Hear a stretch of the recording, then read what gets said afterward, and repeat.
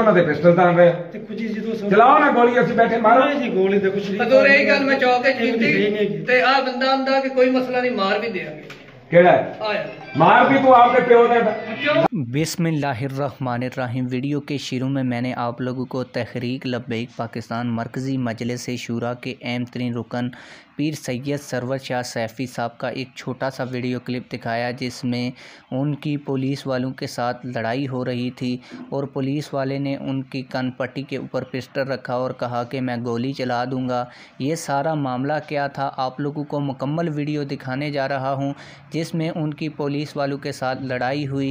Police वाले ने ये क्यों कहा कि मैं गोली चला दूंगा, फिर उसके बाद पीर सैयद सरवर शाह सैफ़ी साहब ने पुलिस वाले को कैसे डराया, ये मैं आप लोगों को वीडियो में दिखाने जा रहा हूं। लेकिन वीडियो दिखाने से पहले आप लोगों से एक छोटी सी रिक्वेस्ट है, अगर आपने अभी तक हमारे चैनल को सब्सक्राइब नहीं किया तो जल्दी से चैनल को सब्सक्राइब कर लें ताकि आने वाली नई वीडियोस आप लोगों को बर वक्त मिलती रहें। आप लोगों को बताता चलूँ कि आज हाफिज़ साद रिजवी साहब एक बड़ी प्रेस कॉन्फ्रेंस करने जा रहे हैं और इस हवाले से तहरीक लब्बैक पाकिस्तान के अमीर हाफिज़ साद रिजवी साहब ने तमाम बड़े चैनल्स की DCNG गाड़ियों को तहरीक लब्बैक पाकिस्तान के मरकज़ी दफ्तर 36 जी लाहौर में रिक्वेस्ट करके बुला लिया है। तो आज वो 4 बजे मुल्की सूरत हाल के ऊपर एक बड़ी प्रेस कॉन्फ्रेंस करेंगे।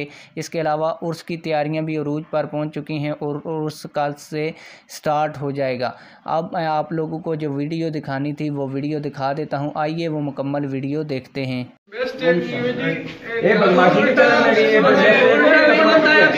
ਇਹ ਗੁੰਡਾ ਕਰਦੀ ਹੈ ਬਾਦਸ਼ਾਹ ਉੱਥੇ ਦੇ ਗੱਡੀ ਦੇ ਅੰਦਰ ਤੁਸੀਂ ਪੈਟਰੋਲ ਵਾਲੇ ਲਿਜਾ ਕੇ ਉੱਥੇ ਪੁਲਿਸ ਵਾਲੇ ਉਹਨਾਂ ਦੇ ਉੱਤੇ ਪੈਸੇ ਸੁੱਟ ਰਹੇ ਨੇ, ਉਹਨਾਂ ਤੋਂ ਪੈਸੇ ਸੁੱਟ ਰਹੇ ਉੱਥੇ ਤੇ ਕੋਈ ਨਹੀਂ ਬੋਲਦਾ। ਇੱਥੇ ਸ਼ਰੀਫ ਆਦਮੀ ਔਰਤਾਂ ਲੈ ਕੇ ਜਾ ਰਿਹਾ ਤੇ ਉਹ ਪੁਲਿਸ ਦੇ ਹੱਥੋਂ ਜਨਾਬ ਉਹਨਾਂ ਨੂੰ ਪਿਸਟਲ ਰੱਖ ਰਿਹਾ, ਤੁਹਾਨੂੰ ਤਾਰਫ ਕਰਵਾ ਰਿਹਾ ਯਾਰ ਮੈਂ ਇੱਕ ਜ਼ਿੰਮੇਦਾਰ ਆਦਮੀ ਹਾਂ। मुर्शिद साहब तुम थोड़ा एक्सप्लेन कर लेते हो।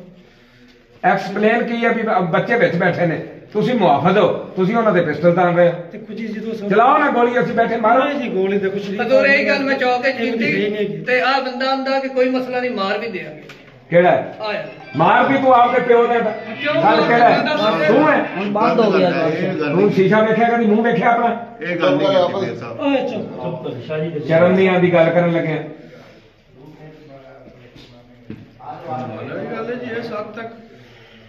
शाह जी पीरां फकीरां नूं मनण वाले ने माफ कर यार पीरां फकीरां नूं मनण वाले तां ही ते पीरां दा अदब कर रहे हैं। चलो यार इन्नी है यार तो कोई तीसरा बंदा भी कर लेंदा यार। ये तो साडा इलाका है, असीं मोटरवे ते जा रहे होइए, दूसरे तीसरे इलाके जा रहे होइए ना वो वेखदे नाल औरतां कन्ने जाणदे यार।